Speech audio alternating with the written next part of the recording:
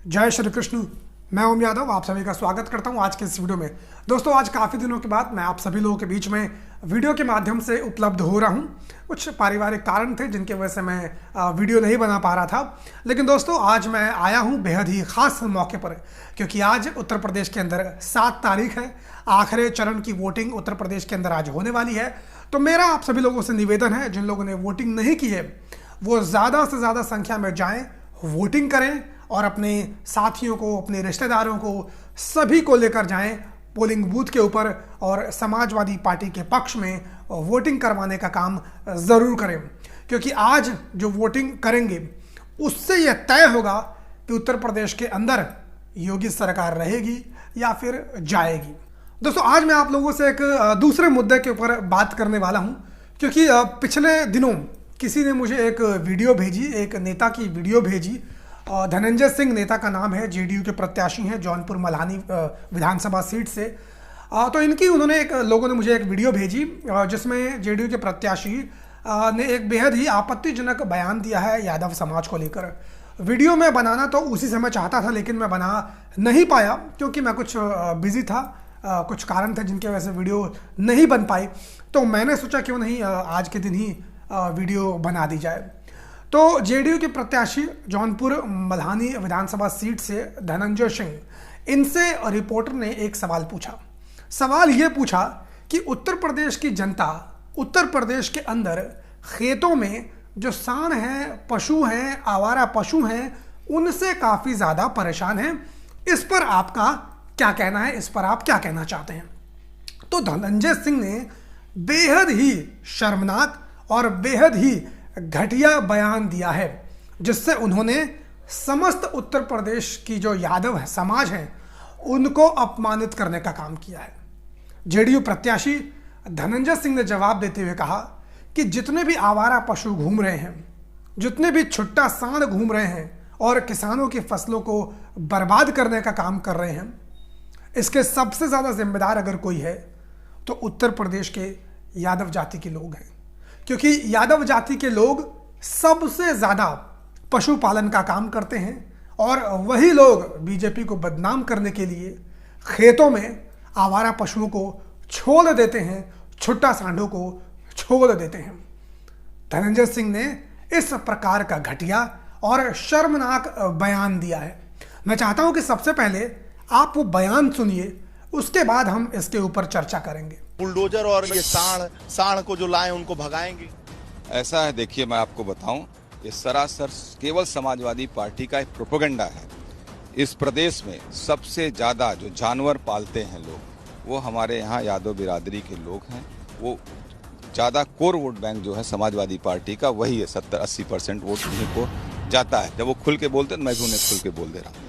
तो सारे वो लोग पर्पसली ऐसा करते हैं कि अपने गांव से जो जानवर उनके हो जाते हैं, जो कहते हैं ना, हम गाय जब दो ठूट हो जाती है तो उसको हाँक देते हैं जाके दूसरों के खेतों में चरे। ये बड़ा आरोप लगा रहे हैं। आरोप नहीं, सत्य है, ये एकदम बिल्कुल आरोप है। बिरादरी जो है गाय और भैंस और इस तरह से सांड जो यादव बिरादरी में जो लोग समाजवादी की पार्टी के कार्यकर्ता हैं, जो उनसे रिलेटेड हैं, वो लोग अपने जानवरों को जब गाय बिसुक जाती है उन लोगों को हाँक देते हैं दूसरे खेतों में चरने के लिए, ताकि समाज में एक वातावरण खराब हो। धनंजय सिंह जी, ये तो भाजपा भी आरोप नहीं लगा पा रही है।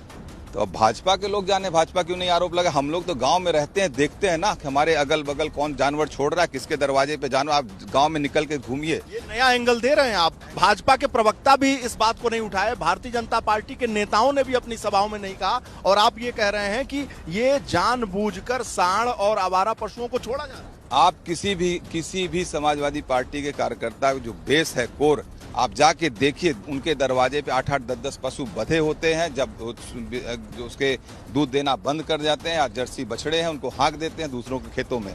जब इस सरकार ने प्रत्येक गांव में न्याय पंचायत स्तर पर गौशालाओं का निर्माण किया है, तो हम लोग तो अब कोई दूसरा व्यक्ति है वो जाके गौशाला में जानवर छोड़ता है। ये लोग क्यों ऐसा नहीं करते हैं? ये लोग पर्पसली करते हैं ताकि समाज में एक वातावरण खराब हो, सरकार के खिलाफ एक वातावरण बने। एक सोची समझी राजनीति है, रणनीति है इन लोगों की। इसमें अखिलेश यादव का भी हाथ है क्या?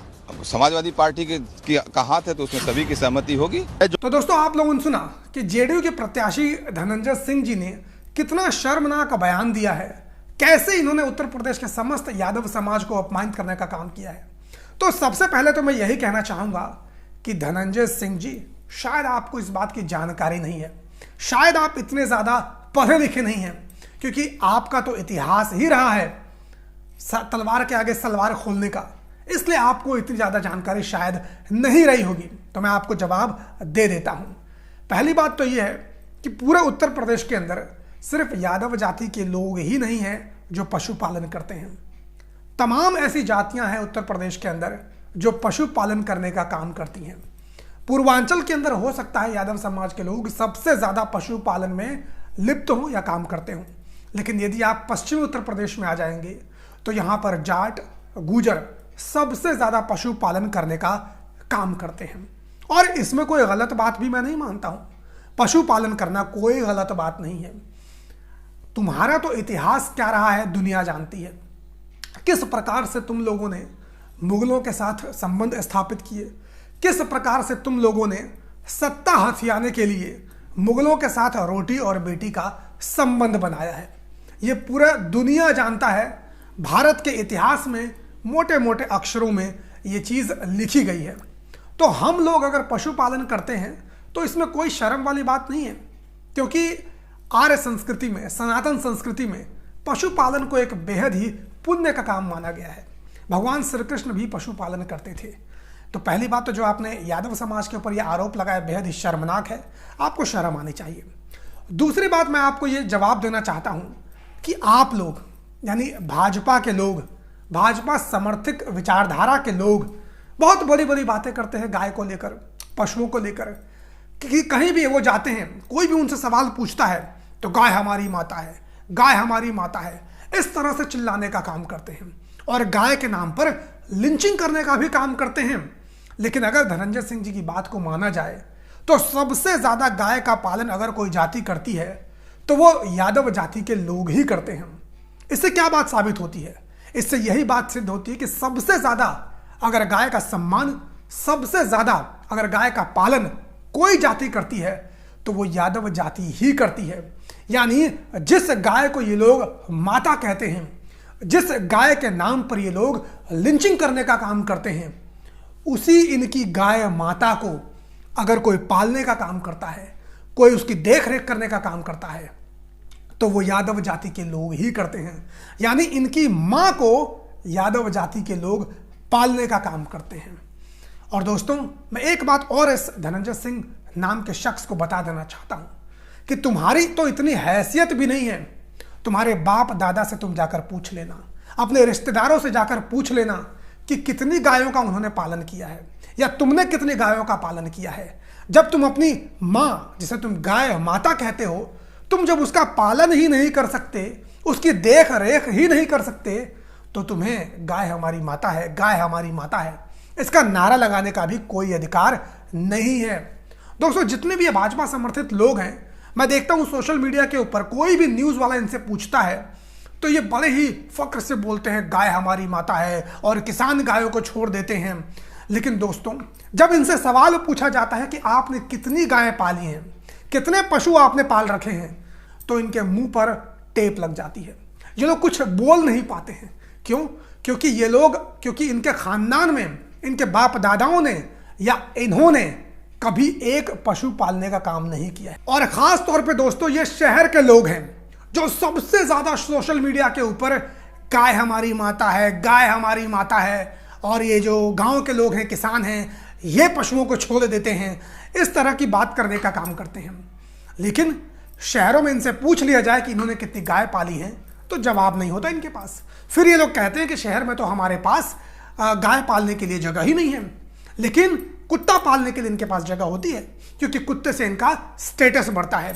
इनकी औरतों से अगर कह दिया जाए कि एक बार तुम्हें गाय का गोबर उठाना है, एक वक्त तुम्हें गाय का गोबर उठाना है, तब देखिए दोस्तों इनकी जो औरतें हैं किस प्रकार से नाक और मुंह सिकोड़ने का काम करेंगी।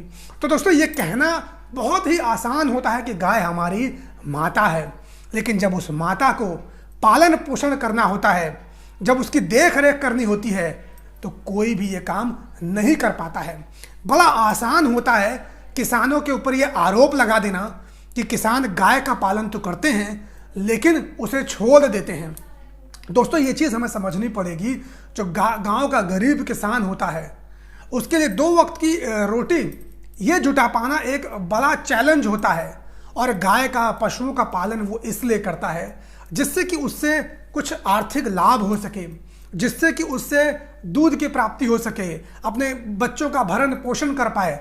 और जब उसके सामने ऐसी परिस्थिति आ जाती है कि गाय दूध देने में असमर्थ होती है या आर्थिक रूप से किसी प्रकार का लाभ नहीं पहुंचा सकती है, तो उस गरीब किसान के लिए उस गाय की चारा की व्यवस्था कर पाना, कम से कम महीने में 2-3 हज़ार का चारा लग जाता है गायों के खाने के लिए। तो 2-3 हज़ार के चारे की व्यवस्था कर पाना उस गरीब किसान के लिए बहुत ही कठिन समस्या हो जाती है। जो लोग शहरों में होते हैं मैं उनसे पूछना चाहता हूँ, क्या 2-3 हज़ार रुपये आप गाय के लिए दान दे सकते हैं? क्या 2-3 हज़ार रुपये आपको यदि देना पड़े तो आप दे पाएंगे? आप लोग भी नहीं दे पाएंगे। फिर आप किस प्रकार से उन गरीब किसानों से उम्मीद करते हैं कि वो लोग गाय के लिए, पशुओं के लिए, जो उनके लिए कोई भी आर्थिक लाभ नहीं दे रही है, फ्री में उसके लिए 2-3 हज़ार महीने का चारा खरीद सकें? बहुत ही मुश्किल होता है दोस्तों ये। लेकिन इसका मतलब मैं ये बिल्कुल भी नहीं कह रहा हूँ कि गायों को बूचड़ खाने भेज दो, उनको काट देना चाहिए। नहीं, ऐसा बिल्कुल भी नहीं है। इसका उपाय एक ही है।